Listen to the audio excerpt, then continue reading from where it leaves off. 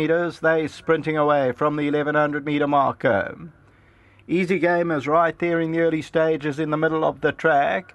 That's pacing it with them. Brown Sugar's on the extreme left-hand side, and Cherry Tripper's going quick. Easy Game's right there. Little black numbers in the orange. Garibaldi's just off them. Echuca over on the inside with Zacharias. Rossia's about 2.5, 3 lengths off the leader. Berlinette is on the right-hand side. Real Princess about 4 or 5 lengths off the leader. It's very compact and tight. And then Drea's Golden Itati's a long way last. As they come to the 500 meter marker, Easy Game, Cherry Tripper, Brown Sugar, Zacharias on the inside, Garibaldi's just off them, Berlinette is on the outside. Running on now is Real Princess, and Real Princess the one to beat coming to the 200 meter marker. And Real Princess hit the front over the last 100 meters. Garibaldi and Easy Game on the inside, but Real Princess will win well, and Real Princess by 2.5. Second placing is close between Garibaldi and Easy Game, then Rossier.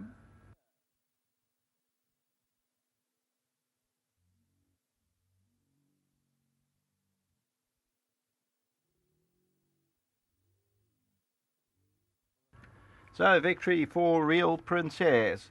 Gave them start, although it was compact. But Real Princess, number 3 on the program, tote favourite at 3.30, comes home well, wins it by 2.5 to 3 lengths, the Trippy. So that's a very convincing win for Real Princess. Anthony Delpeche, Dean Cannemeyer. Second, maybe Garibaldi on the inside. Very close, but perhaps that got second. And then came Easy Game. That's number 10. Rossier is further back in the running. Then Drea's Gold, Berlinette and Echuca. Further back in the running is Zacharias and then Cherry Tripper. There's no race time up as yet. Further back is a Little Black Number.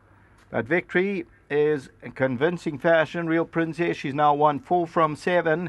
She picks them up and then just a flick down the neck, and Real Princess goes on to score. Anthony looks over his right shoulder and they win it well. That's race 6 until the 7th race. It's a race time of 64.07. Back to the studio.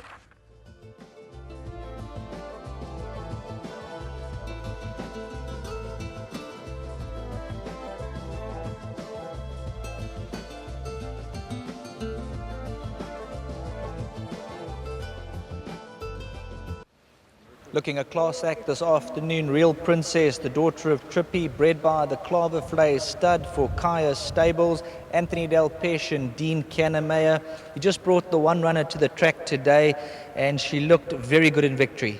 Yeah, thank you. I thought she won a nice race today, and I may have said in previous interviews, I said, I don't know what's this filly's right distance. And I spoke to Jean Malherbe about it, and I spoke to John Costa, Breda, and I said, John, although she's out of a Fortwood men, I think the mother's half-sister to Victory Moon. She's bred to go on. But if you look at her, she looks like a sprinter miler.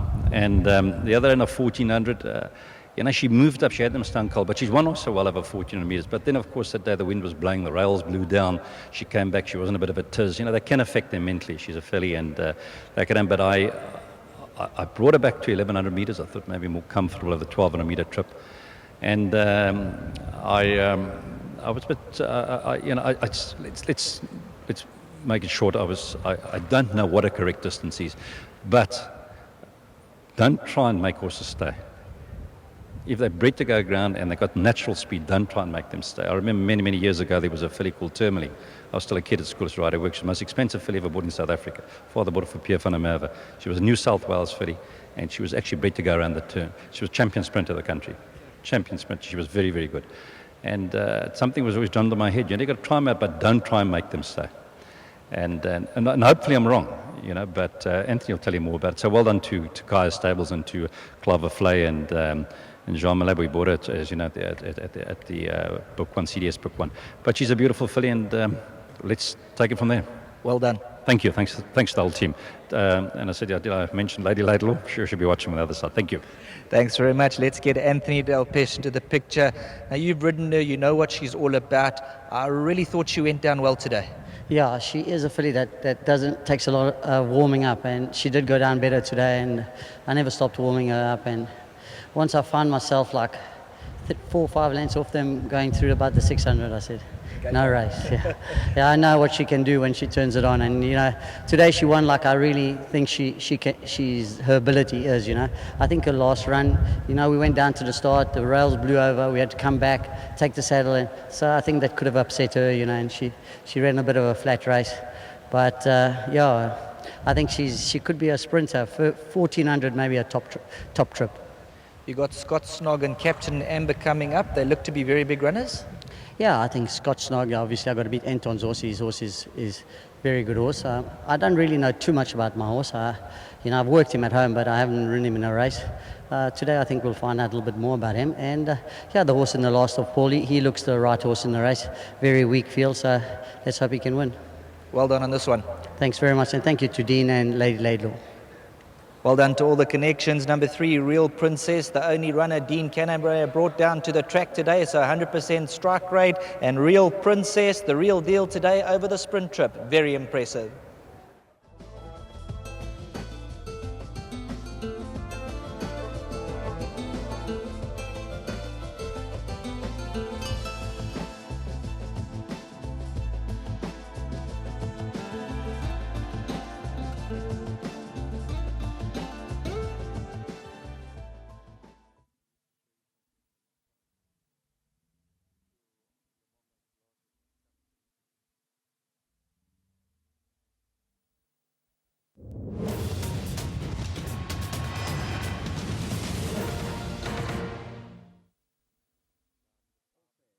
$1,100 meters, they sprinting away from the 1100 meters.